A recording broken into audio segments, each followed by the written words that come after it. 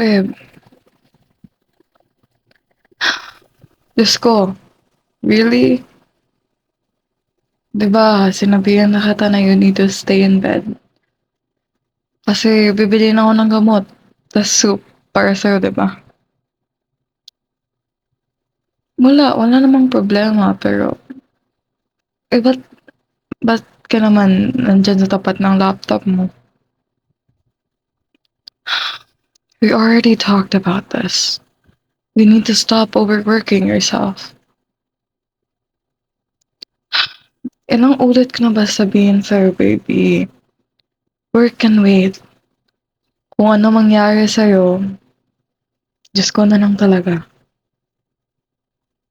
Seriously, di ako nagjo-joke, baby. Baka lumala yung sakit mo sa pagiging stubborn mo. Di ko na talaga alam. Di ko na talaga alam yung gagawin ko sa tigas ng ulo mo.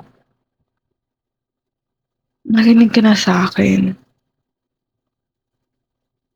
Alam mo, I want to take care of you. Di ko gusto na magkita ka nahihirapan. Pero ang hirap talaga na i-take care ka if ang tigas ng ulo mo. Ang tigas talaga ng ulo mo, baby. Diyos ko na lang talaga. You need to take some rest, okay? Please. Ako na nag-a-ask sa'yo, okay? Please. Let me take care of you.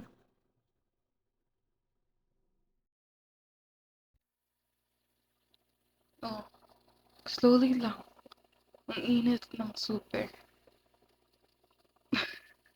Parang kainin mo na pati yung spoon eh. Gutom ba? Okay, okay. I'll stop teasing you. Yummy po ba? Masarap. By the way, nakainom ka na ba ng gamot mo? Bakit wala pa? Anong hinintay mo ako? Yan ka na naman eh. Just tell me that you forgot.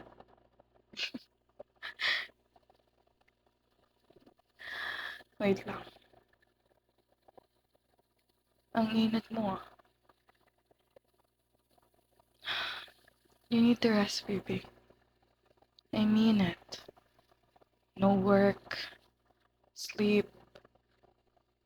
Magpahinga ka.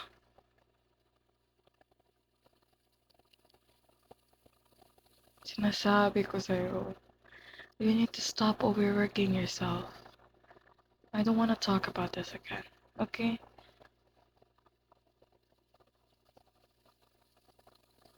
Eto, uminom ka na ng gamot mo.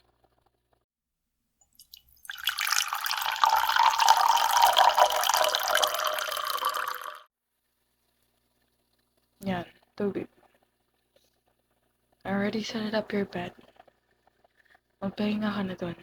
Okay? I love you so much. And you need to understand na you need to stop pressuring yourself, okay? Sometimes, unahin mo na din yung sarili mo.